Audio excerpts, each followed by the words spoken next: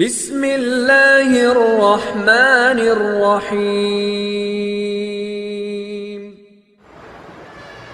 السلام علیکم ورحمۃ اللہ وبرکاتہ۔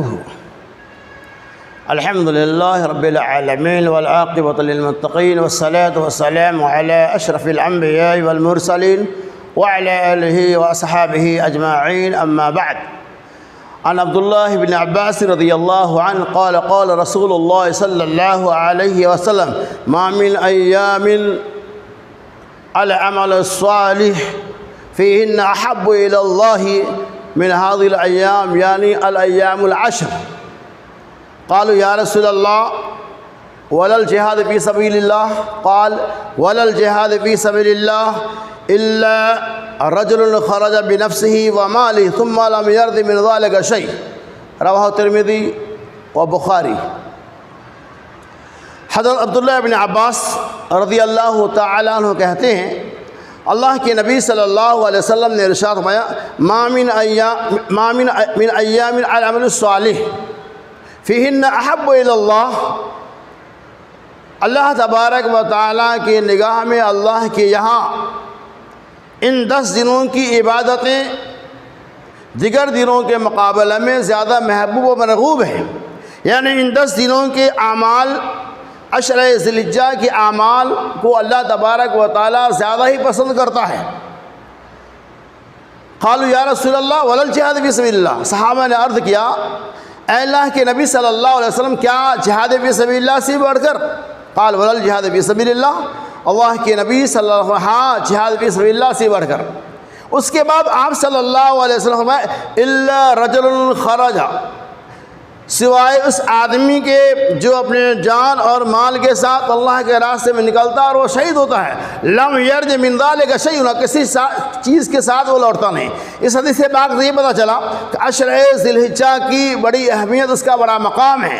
عشر ذی الحجہ کے اندر صحابہ کرام زیادہ سے زیادہ نوافلوں کا اہتمام کیا کرتے تھے۔ اسی عشر ذی الحجہ کے بارے میں اللہ کے نمایاں کہ عشر ذی الحجہ کا جو عمل ہے، عمل صالح، اللہ تبارک و تعالیٰ کے یہاں بہت ہی زیادہ مرغوب اور پسندیدہ ہے۔ اسی لیے صحابہ نے کہا کیا جہاد، یعنی اللہ کے راستے میں ایک بندہ جہاد کرے، میدان جنگ کے اندر اپنی جانی مالی قربانی پیش کرے، کیا اس سے ہی بڑھ کر؟ اللہ کی نبی نے ہاں الا رجل خرج بنفسه وماله ثم لم يرجع، سوائے اس آدمی کے، اس مجاہد کے جو میدان جنگ کے اندر جاتا ہے، مال اور جان سب کچھ اللہ کے راہ میں قربان کر دیتا ہے اور کسی چیز کے ساتھ واپس نہیں لوٹتا۔ اور اللہ تبارک و تعالیٰ نے سورۃ الفجر کے اندر بھی اس کی وضاحت کی۔ اللہ نے فرمایا: والفجر وليال عشر، قسم ہے فجر کی اور 10 راتوں کی۔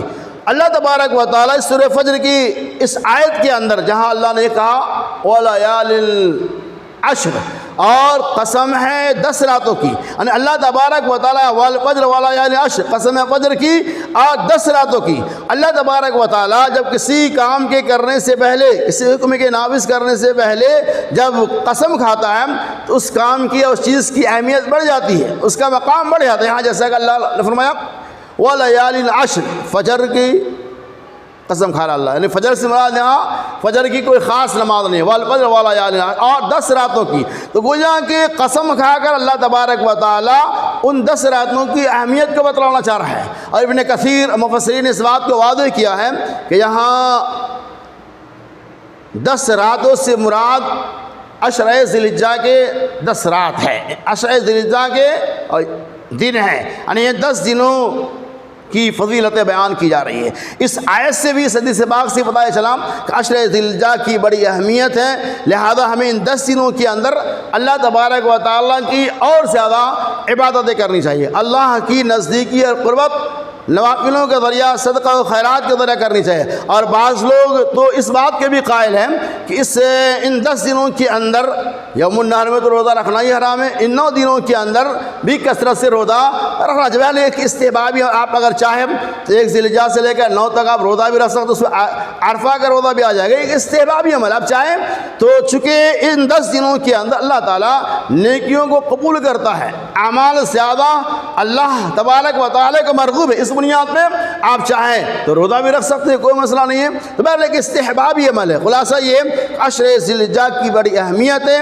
ان 10 دنوں کے اندر ہمیں اللہ تبارک و تعالیٰ کی خاص طور سے نوافل کے ذریعہ تقرب حاصل کرنی چاہیے، صدقہ و خیرات کرنا چاہیے، اور موقع ملے تو روزے کا بھی اہتمام کرنا چاہیے۔ اللہ سے دعا ہے کہ اللہ تبارک و تعالیٰ عشر ذی الحجہ کے 10 دنوں کے اندر زیادہ سے زیادہ عبادت اور صدقہ و خیرات کی توفیق رفیق عطا فرمائے۔